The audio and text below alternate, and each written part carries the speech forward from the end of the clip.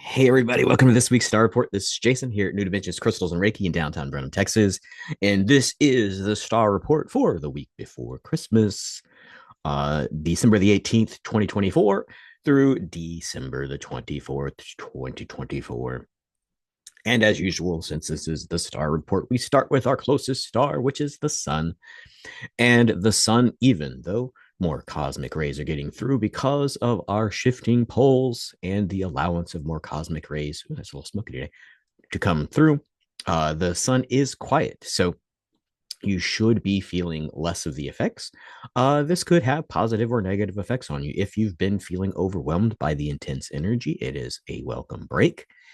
If you are someone who is dependent on solar energy or being recharged by the sun, then you might be feeling the winter effects of less vitamin D because there's not the extra pumping of solar eruptions into our consciousness and cosmos. So you might be feeling a little down or at least a little slow because of that. But pay no mind. It is natural and nothing bad is happening. So there are no CMEs heading our way currently, and there are currently no coronal hull streams coming through. So not only is the eruptions low, but all of the other things that usually affect us coming from the sun are on a downward turn. That could always change. The sun is, of course, this large electromagnetic fiery ball that is super close and can do whatever it wants. So if you are concerned, definitely check space weather news and see all of the satellites and check that out. We are currently in the zodiac of Sagittarius, but this week we move into Capricorn, so we're probably going to start to feel that the most. And of course, Capricorn is related to the lower three vertebrae of the sacrum, which they look kind of fused when you look at a spine on, I guess, the internet. Google it. What does the spine look like? Where are the three lower vertebrae of the sacrum? And so those are really associated with, since we're here at solstice, that sort of bounce in that planting of the seed. And usually, energetically, metaphysically, that area is related to the energy of Kundalini, which is the understanding that there is a, I guess, sort of collection of energy there that likes to rise up and sort of power the spine. If you want to think about this, it's sort of a pendulum that works its way down, which is why alchemically we talk about how these zodiac signs have a physical correspondence with the body, right? So it starts here at Aries and then goes down, hits the sacrum, and then comes back up, which is a perfect time for winter solstice. So it's that sort of uh, that's a good word. What I'm sort of saying right now is it's a sort of time to sort of charm that snake, right? So where you go into winter solstice and there's this time for contemplation that you can sort of spend time um, sending the energy or the contemplation or the awarenesses that you have during the slow season back up to the crown, which makes a lot of sense with the energy that's going on in the cosmos.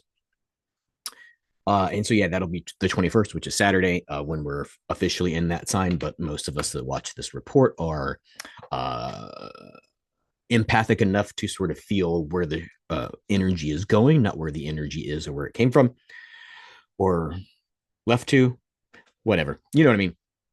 Anywho, that's what's going on with the sun and the zodiac as we move. We still are in full retrogrades. We had Mercury go direct last week.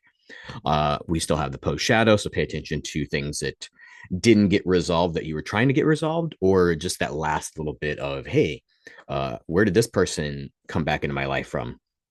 We're still in that little shadow where it's like, hey, maybe you thought you made it through Mercury retrograde with nothing happening. But there you go. So the four retrogrades that we currently still have are Chiron is in retrograde till the 29th of this month, and that is about healing old patterns, right? So a lot of times, and you'll see this in all kinds of personal development, a lot of times we're creatures of our habits. And so those old patterns, if we do not heal them, meaning correct them, make them for the life that we're trying to create rather than live in the collection of the life it created, we can change those habits. So that's what Chiron really helps us with. which is really good. Uh, Takes us right up to the end of the year, right? So good times.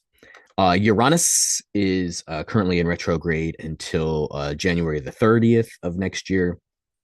And that's really about rebuilding the 3D self, right? So this is diet. This is the understanding of what your divine eternal soul is doing in the physical plane, right? Like what's the meaning of life kind of stuff is the energy that goes on with that. Uh, Always fun times to think about that. Like what's even the point, Jason? Why are we even here?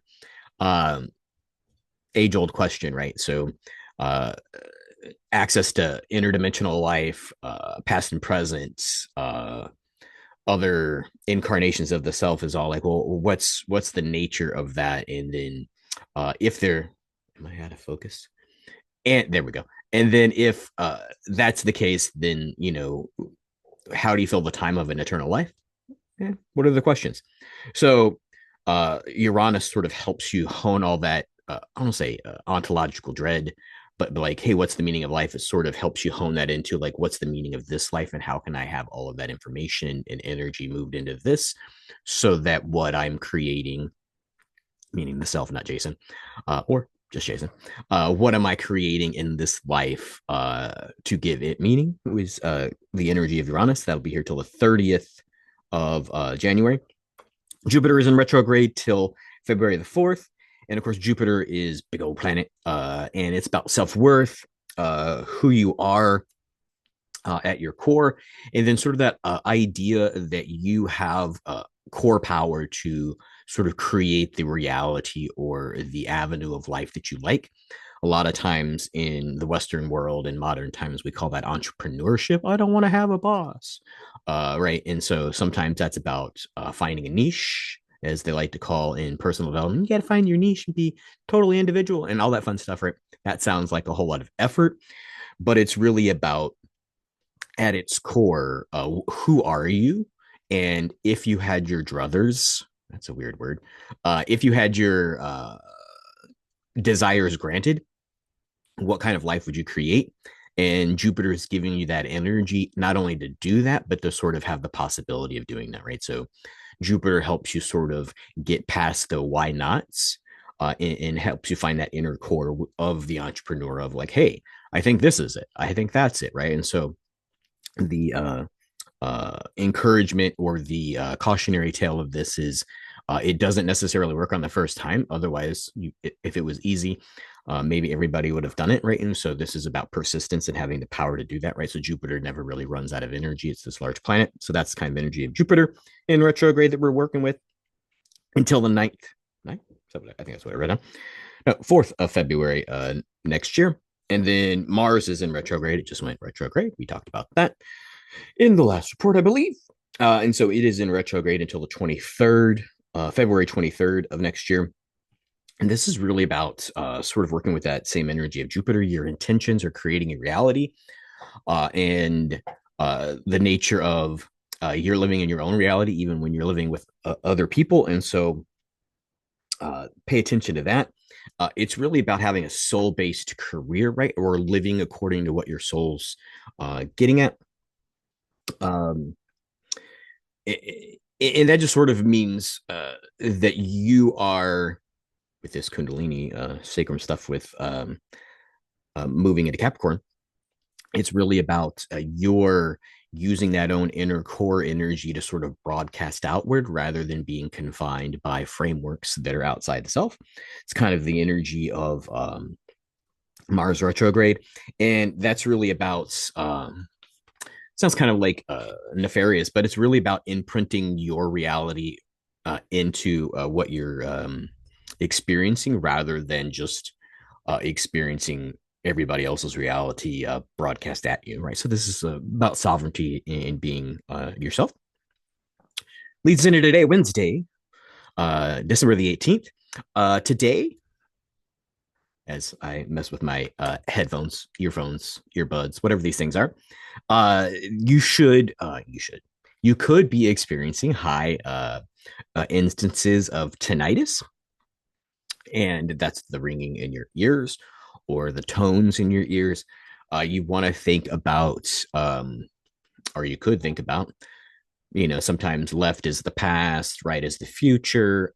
Sometimes kind of interesting to know is that your left ear hitting high pitches will be you receiving data, just for like, here's some information you asked for or are looking for, or might help you in your quest. And then right ear is sort of like guidance or coaching, right? It could be from your higher self, it could be from other beings, guardian angels, loved ones that have passed on, all kinds of fun stuff like that. But it's sort of fun to sort of test that out while you're hanging out with yourself. Don't do it while you're driving, and people might think you're weird if you do it in front of them, but yeah, whatever. uh the reason that is a thing is the sun is aligning with Neptune, or is in alignment with Neptune, is such that it is creating an inner knowing, or heightening of inner knowing, right? So you just want to think of solar powered Neptune as supercharging that energy. And so if you're having that tinnitus, enjoy. Tomorrow, Thursday, December the 19th, Chiron is aligning with the moon. Um, Really, that energy of alignment with the moon with Chiron is about we're coming towards the end of the year, and sometimes end of year stuff. Like, oh, you start to make things about what are you going to do next year, resolve to sort of do things that you didn't finish this year. And so the energy of the energy of that alignment is um, that you find resolution, or you encounter acceptance of things from the year that perhaps didn't go your way, or didn't go the way you thought they were. And you sort of, the main thing is you're going to gain meaning out of it. And it's really this sort of readying for winter, right? What do you want to take into the hibernation or the germination of you over this winter solstice time, right? And then what do you want to leave behind? Leads us into Friday, the 20th of December. And this is really going to be a balance, similar energy of Thursday, is sort of balancing of the past and the future.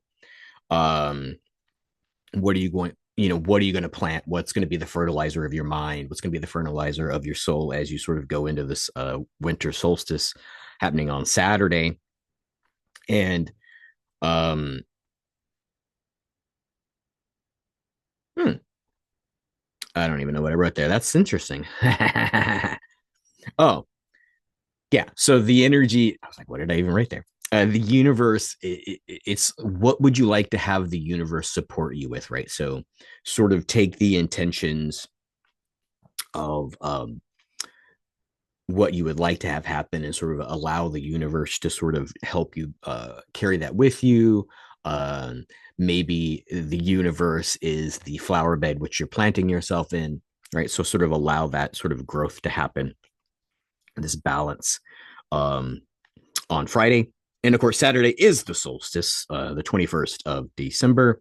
That will also be the peak of the Ursids meteor shower, right? So, right as we become hibernated, or get into that sort of like we're going to have a cave mentality, we really get the sort of last little aha moments like, hey, those little earworms, like, what if you could do this? Or what would it be like if this happened?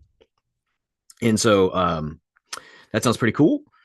Um, on Saturday. And then, of course, that leads us into Sunday, the 22nd. We'll have moved into official winter. And you really want to spend Sunday, the 22nd, coming into alignment with your inner guidance, right? So this whole week is about preparing to sort of be with the self over the winter time, right? Um, and the energy that is kind of like when you zero out a scale, right? Coming into balance. Um, like if you got a digital scale, you hit that little button, which is like zero tare, Tare, I think is something. Anyway, uh, when I was thinking this, I was thinking old school, like you used to have a little knob on the back of a scale that was sort of weighted. And sometimes the little needle would be like on a half a pound already, and you're like, oh, I got to put it back to zero with that little sort of scrolling button. That's really the energy of Sunday, right? You want to get back to sort of zero, like who am I at my center, at my core, and sort of find that balance. And you're really that's with getting rid of things that don't serve you. What are your intentions? And this is sort of that last little minute thing, like, hey, before I go on a trip or before I close the door, or if you're into canning or stuff like this, like, hey, have I put all the correct spices in here? And is there something in here that might spoil the canning process, the maturation project process? Is the kind of energy you want to spend on Sunday. Uh, and then Monday, the 23rd, and of course, Tuesday, the 24th, the energy is really the moon is the furthest away from Earth all month. And when the moon sort of gets far away, I won't say it guides our intuition, but it usually sort of guides our deeper understanding, our inner self. And so when it gets far away, it sort of allows for our own inner guidance to sort of arise. And it's really just sort of preparing us for the idea of Christmas on the 25th, which I'll go ahead and talk about right now, because who knows if I'm going to get to a camera on Christmas Day to make next week's report. And so, really, whether you celebrate Christmas or not, and your idea of the birth of Christ, your uh, viewpoints on Christianity in general, or how you sort of practice that. The idea is that there is a group consciousness that happens, right? And since there is such a large celebration of this, it really is an influx of cosmic consciousness where people are looking for the arrival of a force or an understanding or a gift from the heavens. And so that energy is definitely going to be prevalent on the 25th. And so, whether you're with family, you're at church, or you're not doing any of that because this isn't your time, the energy of the planet is that. So, even if you're by yourself and isolated, then there is this gift of cosmic consciousness that is available. You want to think of it as a portal or sort of a window. It just sort of hit me in the head. It's like a little timer when you're shopping on Amazon, and it sort of says this deal lasts another whatever, right? So you just want to think that like there's a 24-hour period where you could have extra access to this cosmic consciousness that happens on the 25th.